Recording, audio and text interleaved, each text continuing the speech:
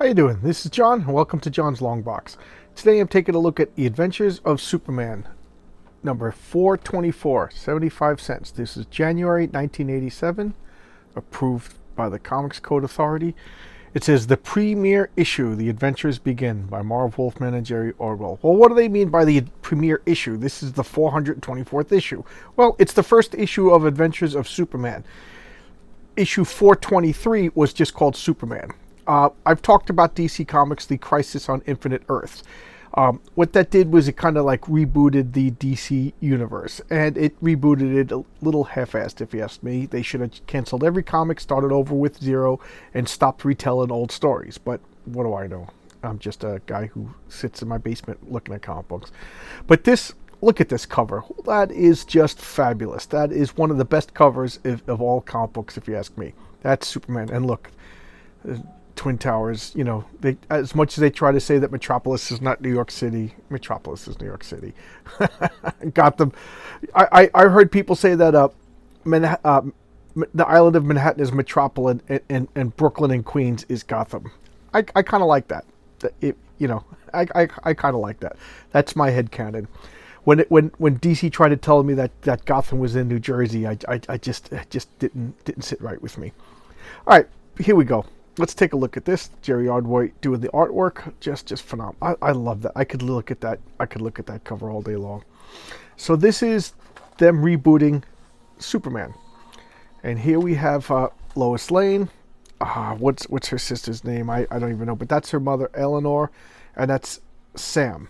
That's her father. So in this rebooted world, they're still alive. So this is the first appearance of Lois Lane's family, and she's sick. She was working at Lex Chem, and there was some sort of chemical accident, and she's now sick. She's getting like some chemotherapy, and they're preparing for the worst.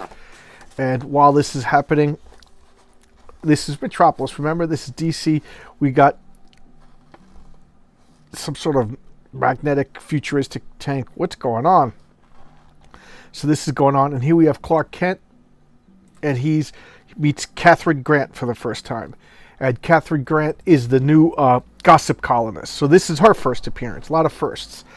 And the thing about Superman is he's all powerful, so you got to have a human cast of characters to keep him grounded. So she's like this sexy gossip columnist that comes in and just like flirts with everybody, but he's gorgeous. Is he available? She's beautiful. Is she single?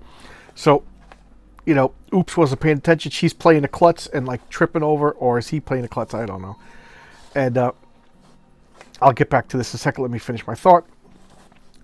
So they're trapped in the elevator, and they tumble on top of each other, and she's just flirting. Wow, she's gorgeous. You know, a little bit of a rival for Lois, which kind of, that love triangle is a tried and true thing here.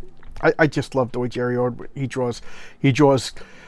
Look, broad-shouldered men and beautiful women. I just love the way he draws. And there's Perry White, you know, the old the original newspaper guy. You know, I definitely think that J. Jonah Jameson was modeled after Perry. I mean, Perry White created the mold. I'm sure there's all the Golden Age guys that I don't know. So let's go back to this thought. So DC rebooted Superman. They rebooted everything. And then the Superman started with issue 1, and this was by John Byrne and Terry Austin. Oh, man. I mean, that's the same team that gave you the greatest X-Men and probably some of the greatest comic books of all time. So this, you better believe I was collecting this stuff. You know, like I said, the Crisis on Infinite Earth worked in that it got more people to read DC. It failed in that it made the DC universe less complicated. So here's Adventures of Superman. This is what we're looking at right now. And then Action Comics by John Byrne writing it and Dick Giordano doing the art. I think John Byrne's also doing the art, but I don't think John Byrne lasted very long on any of those titles. He's a notorious diva. And here we have intrigue. You know, Lois Lane is meeting Catherine Grant. You know, a little bit of a, you know, jealousy going on, whatever. Now she's got a rival. Can't take Clark for granted anymore. And here I just hated this haircut on her. This is John Byrne. He had free reign to redesign all the characters. And I got to say, John Byrne's concept of a strong woman is a very not I don't know. She's not very pleasant. You know, just you could be a strong woman and still be pleasant. So, you know, he if men acted the way Lois Lane acted, you wouldn't want to hang out with them. Okay, so here they go to the scene of a something's going on. Clark Kent rather is checking out using his X-ray vision, and he sees somebody trapped. So he's Superman. He's got to excuse himself. What's going on? And laser tag. I always thought this would have been fun. You wore these things on your chest, and when the infrared hits them, they beep. So your friends can't say you missed. So here we have a tank. Okay, and at this point in DC, there was a made-up nation called Karak. And Karak was like all things terrorists. So this is a Karaki experimental war tank that was going through Metropolis. There's Lois running around. It's just blasting stuff. Why isn't he rescuing that guy? What's going on? Oh, look, I just saw there must be some Rebel. You got to be kidding. I'm telling you, listen to him. Clark Kent has a thing for hunches. So, all right, so he got the people to rescue him. All right. I was like, what the hell? He's just leaving. I know he likes Cat Grant, but come on. So he goes to talk to Emile Hamilton. And this was pretty cool because Emile Hamilton was Superman's friend back in the old George Reeves Superman Adventures of Superman TV serial. So that's where this gets the name from. The Adventures of Superman was the name of the TV serials. You know, Truth, Justice, and the American Way. That's where it actually came from. And Emile Hamilton was like a recurring character that was a scientist, so that they introduced him into the comic. So this is his first appearance in the comic, even though he's been around since the 40s. And here he is making a force field. And, you know, he's trying to get out of the force field, and it's actually containing Superman. So he's like, wow, you know, this guy's pretty good. Look, he's shooting, and no, you know, kind of reckless if you ask me, but Clark's not hurt. He doesn't know he's Superman, and they're just talking about all this stuff. Meanwhile, this caterpillar-like tank is just wrecking stuff in Metropolis. So okay, Clark, where'd he go? And look at that. Jerry Ordway, just classic, solid. What a, geez. I love Superman, in case you can't tell by my voice. I love Superman. So, you know, and then you get this, and this costume is great. I don't care how people think it's outdated. I don't care. I want Superman to be a good guy, Boy Scout. I want him to have the square jaw. You know, I kind of want him to have like an old-fashioned look among new people. I just think that is the best way to do Superman. You don't need to modernize him. You just need to come up with good stories. You don't need to change him. Look, you got the American flag, and yeah, he comes out here and just. One of the things I did like is he's still like super powerful and everything like that, but like it's almost like he has to like summon that strength. So like right now he's not planet moving, although he could do it. So here he gets hit, he smashed through walls. You know, they got to show the heroes struggling a little bit. If the heroes don't struggle, if he just swoops in and there's no danger to him, and that's like if you look at the Captain Marvel movie, the MCU. The only struggling she did was within herself. Like she just struggled because like I'm so powerful I can't contain myself. Like that's dull. I don't care how powerful you are. You got to have flaws. You got to struggle a little bit. Look at Superman. Like he's lifted up this rock, but if he pushes it up too hard, it's gonna crumble. Stuff like that. And here he is burrowing his way through. And he's not just this like godlike being. He's Superman. You know. And here's Lois voting in the story. It's Jimmy Olsen. I think Jimmy Olsen's a poor character. They like not poor like a bad character, but just like I always felt bad for him because they never know what to do with him. You know. Well, in the modern world, back in the 30s and 40s and 50s, he was always turning into a bug or whatever. But you know, in the 70s, 80s, 90s, and nowadays, they don't know what to do with Jimmy Olsen. So she's oh yeah, I forgot about this. This just, you know, so here's this taxi. Here's this limo shows up. It's like, Lex Luthor wants to talk to you. And she's like, I'm not getting in there with Lex Luthor. You know, get in there. And he pushes her in and locks her in. And she's like, well, I guess I'm going to talk to Lex Luthor. You know. And we'll get back to that subplot. Oh, this is Secret Origins, Phantom Street. I love this particular comic. I should showcase this comic. This was great. different possible origins of the Phantom Stranger. Look, Alan Moore, Orlando, Miskin and Colin, Levitz, Garcia, just great. The Justice League of America, the Chicago League, as they call them, and Firestorm. I love this. Firestorm was a great comic. I got to showcase some Firestorms. They're really good. Both series. See his Superman coming out of the rubble. I like his cape is a little tarnished. You know, they got rid of a lot of the cosmic stuff about Superman. Like his cape could get ruined. Like the original Superman, his cape was like super invulnerable too. It was just like, you know, just too much. And here he is scanning this people. He's got to save them first because he's Superman. And look, he's just a cool. Look at that. That is just cool. Come on, man. You like that? That is just cool. As I try to flip the pages. And look, just Jerry Ordwell's art is so good. Here he is, reflection. Superman's coming in. And why this guy doesn't know he's Clark Kent is it's just one of those things. You just gotta believe it. Here he is. I love when they do this. They show the motion lines of him flying. And here he is, this tank, you know, classic Superman or Superman right now would just pick this up and smash this. But this particular period of Superman, it was like, you know, I don't know.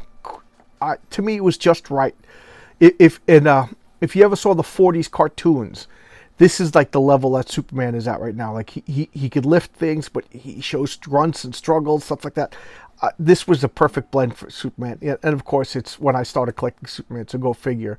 You know, we all like our first car. We all remember our first girlfriend. And I, you know, this is my first real collecting Superman. Of course, I had Superman comics before this, but this is when I started collecting Superman. You know, I don't know about you guys, but when I was a kid, people would give me comics. You know, older teenagers would go, here you go, and just like give me comics, or relatives would give me comics, or we'd go on a trip and, you know, my parents would buy me comics that would just happen to be there. So I got a lot of comics that I didn't really consider myself collecting. So I had a bunch of Superman, Flash, Justice League. So here, this just shows you how evil Lex Luthor is. So she goes to meet Lex Luthor, and he's like, listen, I heard your mother Eleanor is sick, and I've had people working on it. And here, I got this medicine. She goes, I could give it to you, no cost, you know. She goes, oh, look, this was a great series. Great series. I just got distracted. But I'll give you the serum, but she needs a monthly dose, and I'll just give it to you. You know, all I want is you to go out to dinner with me. And he goes, you could go out to dinner with me, you know, for medicine. So there you go. So she's just like, Lex, you know, you're manipulating me. Of course I'm going to take the medicine. I want my mother to live. But, you know, don't get carried away and whatever. And it turns out that, we'll get back to that.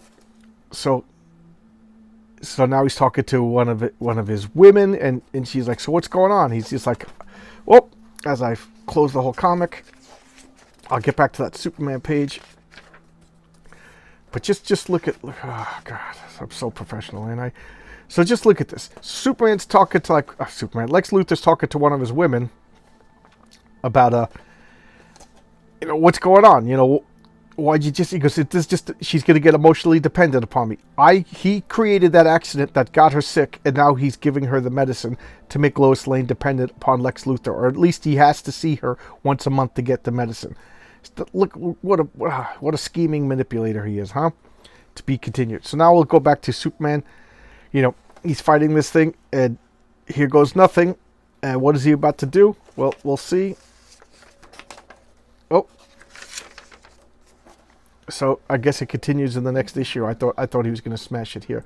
But you know, he's Superman. He's struggling. He's fighting this thing, but he's not just smashing it like he would be in comics today, or he would have in the issue right before this, when he was basically like all powerful. You know. So, and that's Cosmic Boy. Karate Kid. Wow, Karate Kid action figures. How cool. Wow. I forgot about that. I know you're going to laugh at me, but I've never seen the Karate Kid. Which is why I've never seen Cobra Kai. I got to watch Karate Kid before I watch Cobra Kai. So here we go. I love this. This is just Jerry Ordway. Oh, who's Marv Wolfman? Marv Wolfman is one of my favorite comic book writers. I talked about him in a lot of videos. He wrote the New Teen Titans, which is just a milestone. Just one of the greatest comics you'll ever read. In the 80s, DC had the new Teen Titans. In the 80s, Marvel had the X-Men. And those were the two comics. They came out of nowhere. Nobody expected them to be big. The Teen Titans was canceled at one point and brought back. The X-Men was on the verge of cancellation and brought back. And then they became the best-selling comics of the 80s, 90s. And we all know the X-Men. And you all watch the Teen Titans cartoons today. It's all because of this guy. So there you go. This was The Adventures of Superman 424. This was the first appearance of like the new Superman after the revamped Superman after the Crisis on Infinite Earths, and I just love it. The other two series were handled by John Byrne, and this was Marv Wolfman and Jerry Ordwell, two just statesmen in the comic book world. Look at that cover. I love Superman. So thanks a lot. I actually miss Superman. It's been a while since I bought a Superman comic because whatever. All right, thanks a lot. I'll see you. I got a new subscriber today. Thank you. You made my day. I'm at 90 subscribers. I hope to get to 100 soon. That's exciting. Thanks a lot, everybody. And please, if you have a character that you want to know more about, or a particular story that you heard about, anything, odds are I have it. Odds are I have the comic. I could talk about it. The hardest part about this channel is just brainstorming to come up with the comic book. So if you guys want to help out, that would be fun to pick out something that you would like me to pontificate endlessly about. Thank you so much. Bye bye.